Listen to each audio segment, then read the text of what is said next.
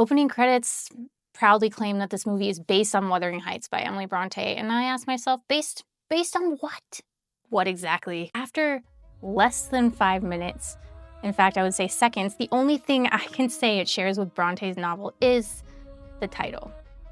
And it dares to call itself Wuthering Heights as if quotation marks are all you need these days to dismantle a masterpiece. Why didn't they use the words reimagined by Wuthering Heights or inspired by Wuthering Heights? Why based on?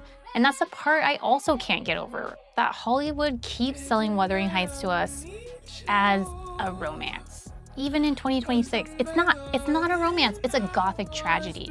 And it was already devastating before anyone thought to add a trendy soundtrack or sanitize what it's actually about.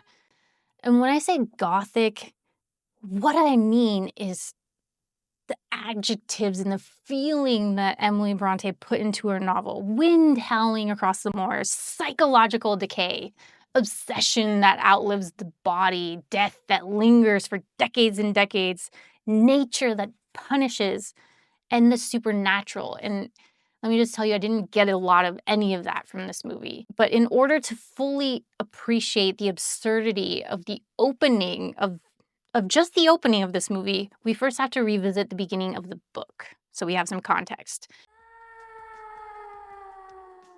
The novel opens with a man named Lockwood. He is caught in a storm and he seeks shelter at a lonely house named Wuthering Heights on the windswept moors.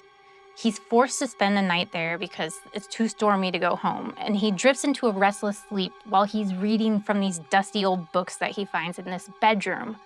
In the margins of one of them, he discovers diary entries scrawled in the handwriting of Catherine Earnshaw. And then he's clawed at by her ghost at the bedroom window. I mean, that's frightening. Just ugh. A ghost, bleeding, desperate, refusing to rest. That haunting tells us immediately there's way, way more to the story. It's a story about something that should have died, but clearly didn't. In the 2026 film, there's no Lockwood, no ghost, no supernatural framing. The movie kicks off with some very heavy breathing. This is all before our eyes even see anything. This is all just audio. A white cloth fills the screen and it depicts what seems like a moment of intimacy. As the camera pans out, all is not as it sounds or appears because it's actually a public hanging. Yeah, you heard right. It's a man being hung in a state of physical arousal. We now are seeing a young Catherine, and she's just watching this man being hung, and she's laughing because it's funny to her. But it's also entirely invented. It's cringeworthy. What is this meant to tell us? That she's thrilling, dangerously, morally corrupt? Wuthering Heights doesn't need this type of shock value shorthand. Catherine's darkness isn't theatrical, it's environmental. Yes, she's spoiled, unlikable, selfish, oftentimes cruel. But just like Heathcliff, she's shaped by isolation and emotional neglect. Here's what the film makes so easy to forget, whether you've read the book or you've never read the book. Catherine dies at 18. Just let that sink in. She's young and sheltered and volatile. Her worst choices are the choices of someone who has never fully understood consequence or what it is to make a bad decision. They age her up to Margot Robbie's mid-30s, polish her edges, make her worldly, and just like that, the complexity of who Catherine is disappears. Then the movie attempts to excuse this ridiculous age choice by labeling her a spinster, which is just laughable because Catherine would never have been considered a spinster at age 18, which is when she marries Edgar. And let's be honest, Margot Robbie, come on. There's no way anyone looking like her would ever be a spinster in this world, much less during the 18th century. It's crazy, both in the story and on screen. So you lose the recklessness of youth. You lose that uncomfortable recognition that we've all experienced, being young enough to mistake intensity and toxicity for love. By signaling her darkness through spectacle instead of through circumstance, the film flattens her, and flattening is the opposite of Gothic. And while we're on the topic of age, Edgar Linton's portrayal in the film also doesn't make sense to me. For that fiend, I will not have you near her.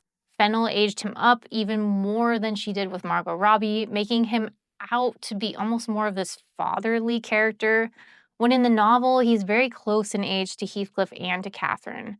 He's just as inexperienced in love and in life. Portraying him as a middle-aged man robs the story of that essential balance that we get in this love triangle that is Heathcliff, Catherine, and Edgar. And then there's Isabella. The film sugarcoats her suffering entirely. In Bronte's novel, Isabella is rash and innocent and utterly captivated by the dark and mysterious Heathcliff. While the movie definitely shows how inexperienced she is with relationships, it also portrays her as almost dim-witted, which she's not. She's merely young and hasn't ever been taken advantage of. She has no idea what she's getting herself into. In the book, when she elopes with Heathcliff, she walks straight into abuse, mistreatment, manipulation, even physical violence with strong hints of SA.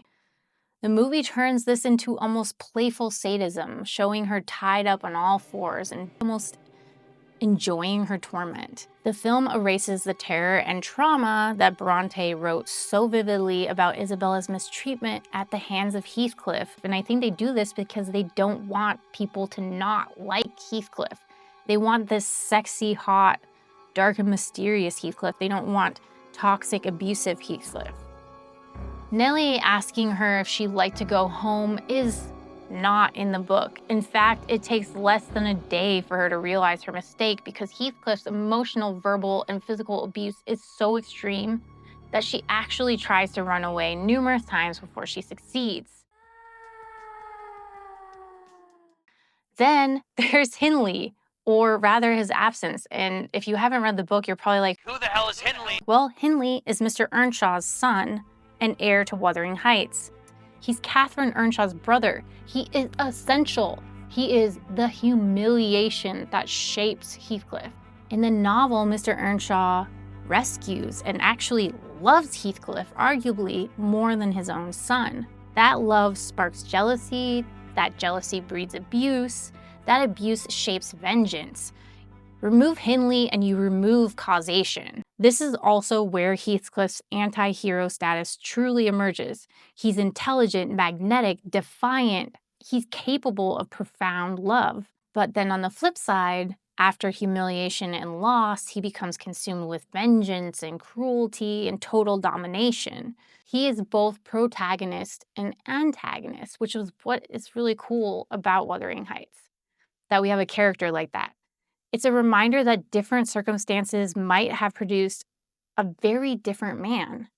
And if you can't quite articulate why this movie version of Heathcliff feels smaller than he should, I made an entire video about the horrific miscasting in this video.